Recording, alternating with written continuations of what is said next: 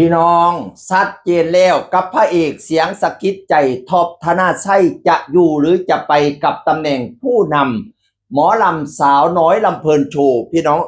ผ่านไปฤดูกาลแรกหลังจากปิดฤดูกาลเรียบร้อยในวันที่31พฤษภาคม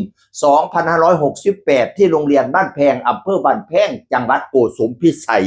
หลังจากปิดฤดูกาลลงแล้วเก่าพวงมาลัยไปไหว้บอสโจไปไหว้เฮียหน่อยแล้วก็มาเขียนแถลงการว่า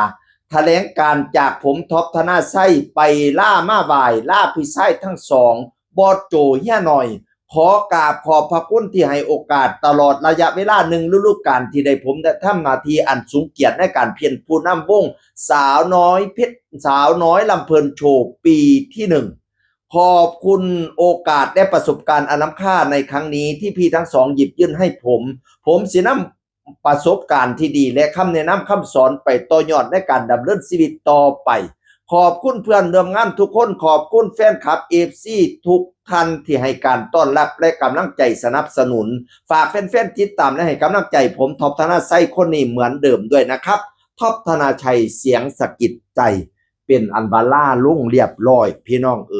อยู่ปีหนึ่งในการทำหน้าที่ผู้นำวงสาวน้อยลำเพลินโชว์ปิดฤดูกาลลงมือปิดฤดูกาลป๊าดบ่เป็นธรรมดาเด้อท็อปธนาชัยนี่เด้อพวงมาลัยแดงจึงครึงบ่มีแต่สีแดงสีม่วงสีเทาก็มีป๊า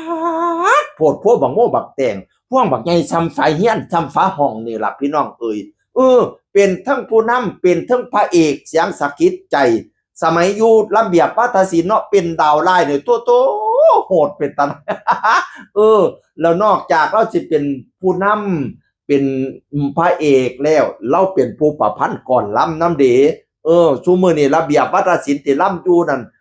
บุญอยู่กับผู้ทำกรรมอยู่กับผู้สร้างนั่นน่ะต้องเป็นผลงานการประพันธ์กรของท็อปธนาชัยเป็นผู้ที่มากด้วยความสามารถล้ำสังวาสขอนแก่นก็ได้ล่ำแบบล่ำเพิ่นกกขาขาวนี่ก็ได้ล่ำทำนองเสียงอีสานเราเคยโพสตอนอีเมเย็นเสียชีวิตแล้วก็โพสว่าแม่เย็นเคยส่วนเราไปอยู่น้ำเพราะว่าเรามักทำนองเสียงอีสานกับไปอีกสังวาสหนึ่งพี่น้องเราเป็นผู้ล่ำได้หลายสังวาสหน้าตาดีพร้อมรูปหล่อ ผู้ใดบุไปหาแล้วว่าพ่อน่ะเห็นเราเป็นผู้นำแล้วบอกว่ามีคนพ่อเรา5 คนพะนะว่า อย่าพ่อจะเขารออยู่เฮ้ยหน้าเขาอ่อนรอนอยู่รูปพังต่างคมอีพ่อข่อยสิไปเขาพ่อจังไดเขายังเป็นพระเอกอยู่พระเอกเสียงสะกิดใจท็อปธนาชัยก็ไม่ว่าจะดำเนินการยังไงต่อไม่รู้จะไปทางไหนต่อ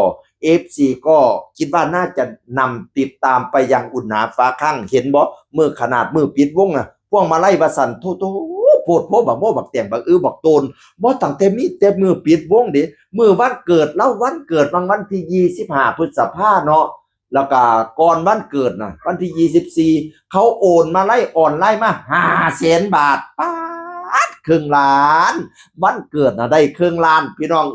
ข่อยเกิดจนหัวสิงอกนี่แต่50 บาทก็บ่มีผู้ใดโอนมาข่อยเที่ยปีนี้โอนมาข่อยจัง50 บาทในเปียงผู้ใดก็ได้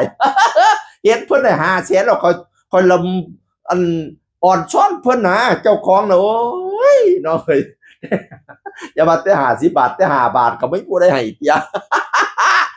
บุญไผบุญมันวาสนาไผวาสนามันพี่น้อง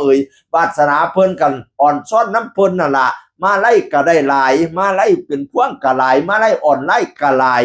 ออกจากสาวน้อยลำเพิ่นโซแล้วสิไปอยู่ไดต่อก็รอติดตามผลงานต่อไปกับพระเอกผู้มากด้วยความสามารถพระเอกเสียงสะกิดใจท็อปธนาชัยพี่น้องเสียงงดเก่าเว้าสู่ฟังสวัสดีครับสวัสดีครับ